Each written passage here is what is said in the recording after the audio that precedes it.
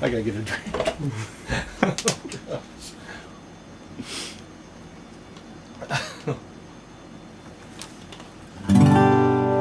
Yeah. Play that crowd a little bit, you'll feel better.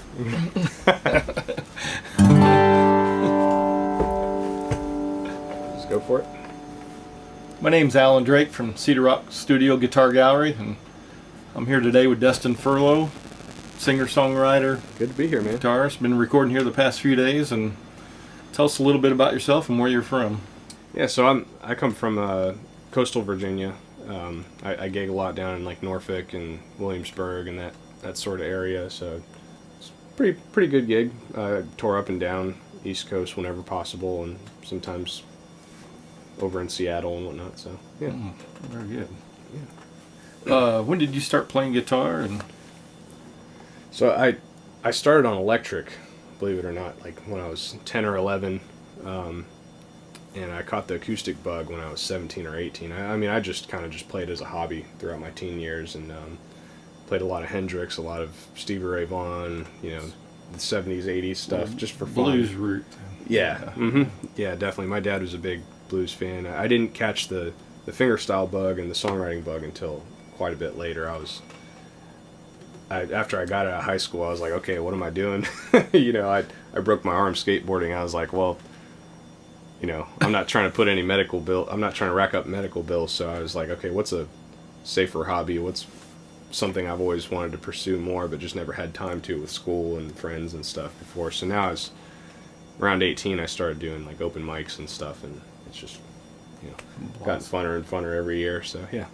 So when did you start getting into the modern fingerstyle and songwriting? That's a good question. So I was, it was around the time when I broke my arm, so I got an acoustic guitar for Christmas. It was like an old Alvarez, you know, Dreadnought. It was like $100 for Music Around sort of thing. And I started looking up just fingerstyle stuff on YouTube, and I came across Andy McKee, which a lot of people probably did at that time. It was like 2010 or 11, so his stuff was pretty fresh still on the Candy Rat channel. So I found Into the Ocean. It was a harp guitar piece, and I was just immediately like enthralled, just all in.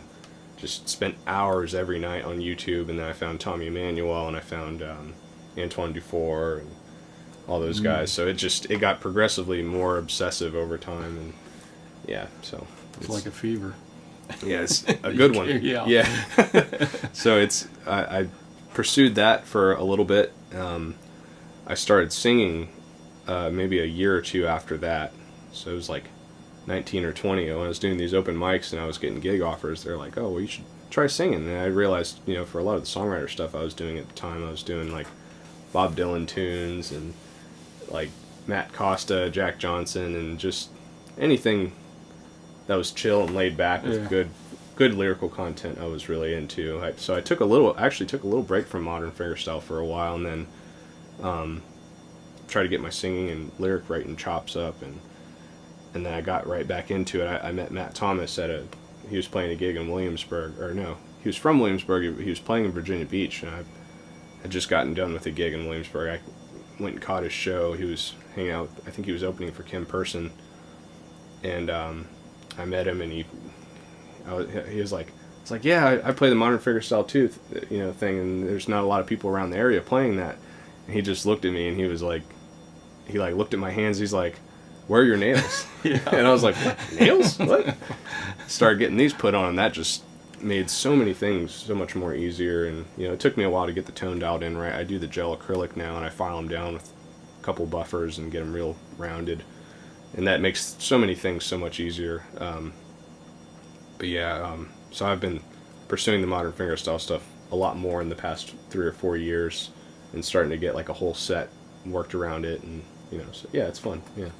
So do you perform quite a bit out there in the area? And I was doing a lot of those, you know, cover gigs in bars and stuff, and my agent got me hooked up with a couple nice rooms regularly, you know, and now I can play more solo guitar freely. I've gotten a little bit more accustomed to doing that for a good chunk of my set now, and so it's every now and then I'll do shows throughout Northern Virginia and North Carolina, and every now and then I'll have somebody fly me out to like a house show somewhere in the country, and it's fun stuff. Yeah, I'm playing it. Trying to play it a bit more guitar shows this year. Like I'm trying to get booked for La Connor for Mark Beneteau, and then that's right. Yep, and then Woodstock. They just confirmed the dates today, actually. For I didn't see. I think for 2020. Yeah, they're doing. I think Woodstock is the 20th through the 25th, maybe.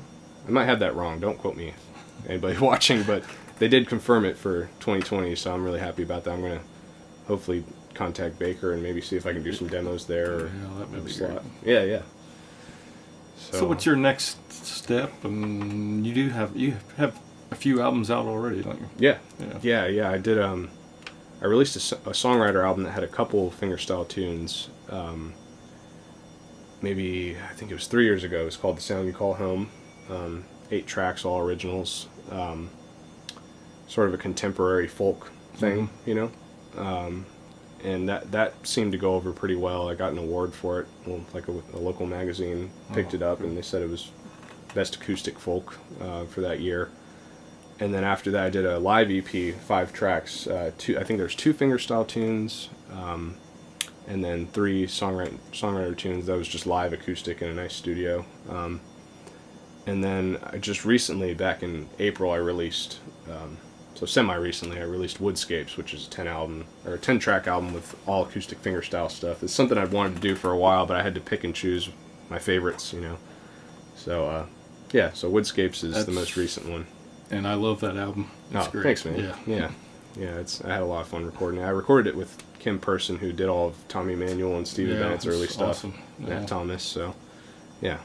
Do you have any, while you're here, checking out guitars, have you any particular guitar that's really did it for you? Yeah, so the one on my lap I'm pretty smitten with. Raymond's got the chops. There's nothing you can do to improve this guitar. I feel like it's just so great. But I am smitten with the Beneteaus. I have a soft spot for those. I think they have a really good fundamental to overtone ratio, so they work well with songwriter stuff. So I early on I recorded a couple of tracks with some really more overtone heavy guitars, and I realized for the lower sort of contemporary folk vocal style, it can kind of clash when you're in a live setting, you know, because the guitars are just so pretty, a lot of the modern contemporary ones, and there's nothing wrong with that, but sometimes for vocal accompaniment it can sound really busy, right. You know. So I could see why a lot of people, you know, are just happy with their Martins and Gibsons or whatever. But when you come across like a modern builder, somebody like Ryan Gerber and Simon and Faye was really great as well. You know, and the Mashad, that have a good amount of fundamental, just roundness to each note. It's really like I'm a big guy on clarity. I realized after doing the stuff in the studio, like if you have really good fundamental, you get a really good, you know, clear and crisp mid-range, and you can really do a lot with that with vocal stuff as well. So the Beneteaus have been really great. All the Ryan Gerber guitars that we played here were awesome. Obviously, if money wasn't an object, those McConnells, that Fan Fret McConnell is, I don't mean to play favorites because every guitar here is great, and really if you were to force me to have to walk out with a guitar right here, I'd probably grab one of those. The Ferk OMs are really great, especially for the money. They're all really good. What's another one? What you're recording here, which ones did you think recorded pretty nicely? The Kraut, definitely. The Gerbers, again, really clear. The Petros was really great. Yeah, Petros, that was good. however you say it. Yeah. Sorry, Bruce. Very clear, fundamental again. I like the Joel Stair. That was real nice. Yes, it was nice. Mm-hmm. Yeah, real sweet sounding. They're slipping my mind now because we're at the end of the day, and you know, the recording session. But they're all great, and really I love the Loudons too for fingerstyle stuff. Yeah. The O model with that big jumbo airy sound with the power behind it, really great as well. All the good alls, of course, are really sweet and really good for the songwriter stuff too. They got a good dish of clarity to them. But yeah, I mean, I could go on all day. They're all great here. So yeah, man. Well, I think we got to have to head to the airport, so Yeah. we don't have you running late like last time you were Yeah. here. Yeah, Or the mad rush. we were stressing at that Indy traffic last time. Well, yeah. So I guess before we tune out, I'd just like to say thanks to all the viewers that have watched the demos, and it means a lot to me. I got a couple emails asking about some of the tunes I was doing, the instrumentals that were originals. I just got a tab for the Elder Tree, so anybody that saw that demo that liked it, I think like on the Robins, I did that tune. Somebody asked about it. The Robins was great on the mics too. That was a good guitar.